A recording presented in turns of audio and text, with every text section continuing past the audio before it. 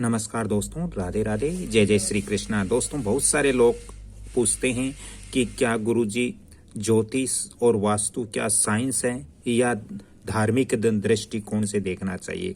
दोस्तों, ज्योतिष और वास्तु को साइंस की दृष्टि से भी देखना चाहिए और धार्मिक दृष्टि से भी हमें देखना चाहिए।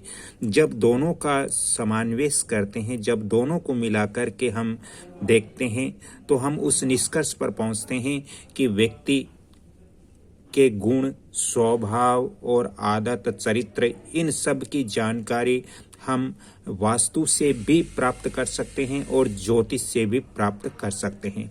दोस्तों, ज्योतिष और वास्तु एक गूढ़ विद्या है, एक बहुत महत्वपूर्ण विज्ञान भी है। दोस्तों, जैसे आज हम बात करेंगे कि हमारे घर के जो बेडरूम होता है, जो शयन कक्ष होता है, जहां व्यक्ति अपना अधिकांश जीवन विश्राम के लिए शयन कक्ष में रहता है, बेडरूम के अंदर जीवन ज़्यादा व्यतीत करता है, ज़्यादा रहता है व्यक्ति, तो क्या बेडरूम की व्यवस्था वास्तु अनुसार कैसे करें। यदि हमारे घर में बेडरूम की व्यवस्था वास्तु अनुसार नहीं होती है तो घर में क्या क्या प्रॉब्लमें आ सकती हैं। दोस्तों, आज का वीडियो बहुत महत्वपूर्ण होने वाला है, इसको आप पूर्ण देखें तभी आपको समझ में आएगी सारी चीज। दोस्तों, पहले तो हम बात करते हैं कि बेडरूम कहाँ कहाँ हम अपने घर के अंदर किस किस दिशा के अंदर, किस किस डायरेक्शन के अंदर बना सकते हैं, और फिर आगे की चर्चा और मैं आपसे करूंगा। दोस्तों, वास्तुशास्त्र के अनुसार बेडरूम क्या हम पूर्वी दिशा में बना सकते हैं?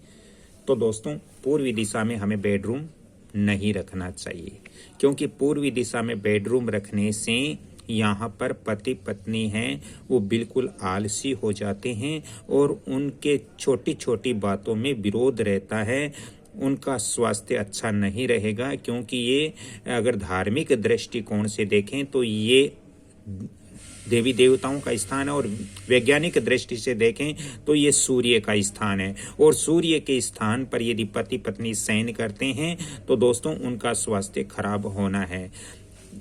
इसलिए यहाँ पर पूर्वी दिशा के अंदर बेडरूम कभी भी घर का नहीं होना चाहिए।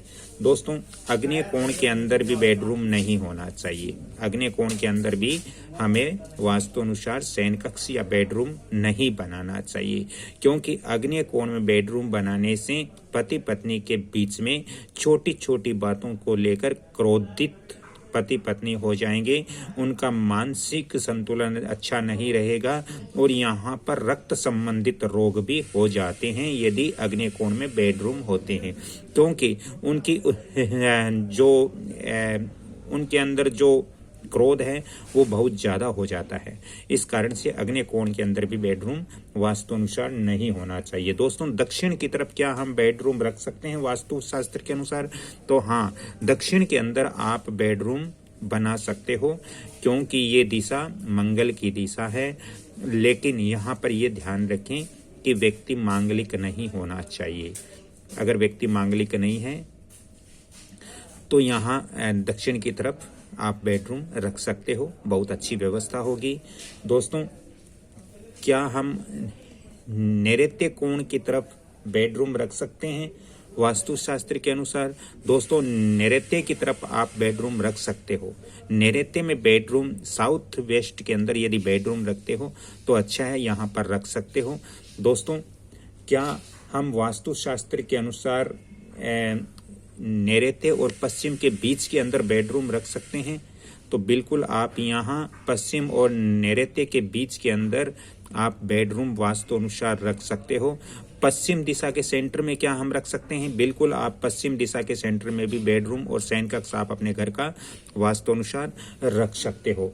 दोस्तों, अब हम बात करते हैं कि यहाँ पर जिस व्यक्ति के ज्योतिष के आधार पर हम देखें तो जो व्यक्ति मांगलिक है और मांगलिक व्यक्ति हैं तो उनको दोस्तों इस चीज का ध्यान रखना चाहिए कि यहाँ पर यदि दक्षिण की तरफ आपने बेडरूम रखा है तो व्यक्ति यदि मांगलिक है और यदि बेडरूम में आपने कोई नकारात्मक एनर्जियां यहाँ पर है और व्यक्ति मांगलिक है तो उनके विवाहिक रिश्ते के अंदर दरार आ सकती है। इसलिए यहाँ बेडरूम की व्यवस्था बिल्कुल आप वास्तु अनुसार रखें तो आप मांगलिक होते हुए भी आपको बहुत बड़े अच्छे बेनिफिट मिल सकते हैं। दोस्तों, क्या हम उत्तर की तरफ बेडरूम रख सकते हैं वास्तुशास्त्र के अनुसार? तो उत्तर की तरफ हमें बेडरूम नहीं रखना चाहिए, क्योंकि ये उत्तर की तरफ देवी देवताओं का स्थान है, तो यहाँ पर बेडरूम रखने से अच्छा नहीं होता है। दोस्तों, साथ ही ये बुध की दिशा भी मानी जाती है ज्योतिष के अंदर, तो बुध ग्रह की दिशा के अंदर हमें कभी भी बेडरूम की व्यवस्था नहीं करनी चाहिए। दोस्तों, यहाँ पर ईशान कोण की तरफ भी हमें बेडरूम की व्यवस्था नहीं रखनी चाहिए, क्योंकि ईशान कोण गुरु बृहस्पति का कोण है और बृहस्पति आध्यात्मिक और बृहस्पति है वो सौम्य ग्रह है, आध्यात्मिक ग्रह हैं। यहाँ पर हमें पूजा पाठ इत्यादि के लिए स्थान रखना चाहिए, शयन कक्ष या बेडरूम के लिए स्थान नहीं रखना चाहिए। इससे हमारे घर में धन की कमी हो जाती है और पति पत्नी के रिश्ते भी अच्छे नहीं होते हैं, इसलिए बेडरूम यहाँ पर नहीं होना चाहिए। दोस्तों, अब हम बात करते हैं कुछ ज्योतिष के आधार पर।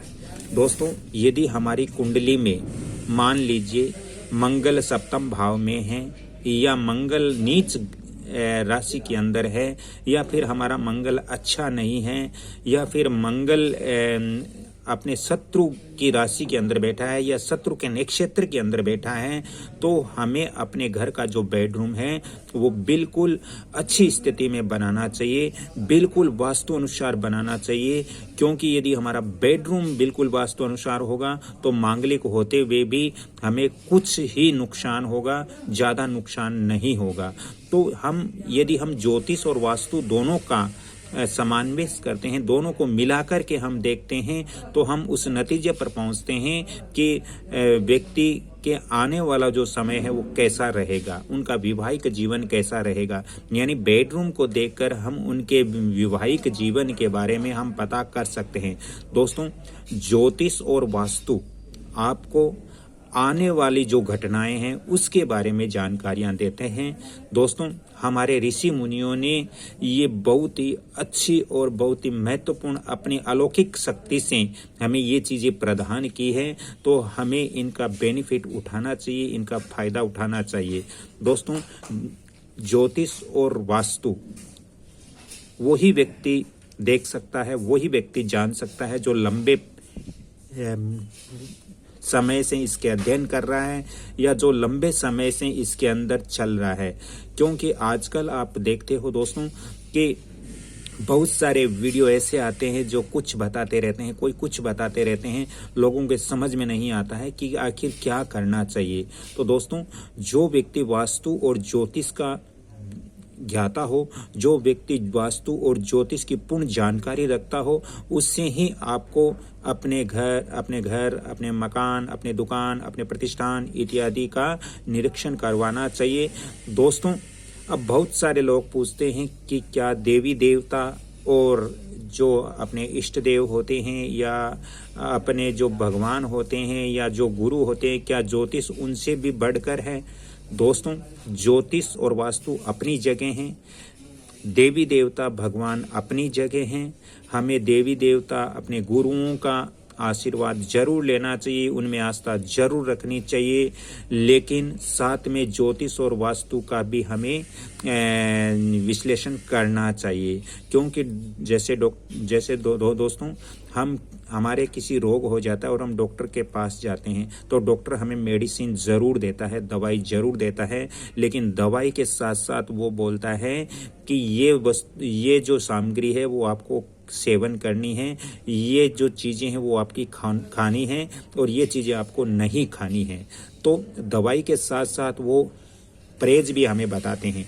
इस तरह से हमें कोई रोग हो जाए तो हमें देवी देवता या अपने इष्ट देव या अपने गुरु की शरण में जाना जरूरी है, वहां तो जाना ही जाना है। साथ में आपको ज्योतिष और वास्तु की भी बारे में आपको किसी अच्छे वास्तु विशेषज्ञ या ज्योतिष विशेषज्ञ से आपको पूछना चाहिए कि हमारा कौन सा ग्रह अभी लूज चल रहा है या हमारा कौन सा ग्रह अच्छा नहीं है जिसके कारण हम परेशान हैं।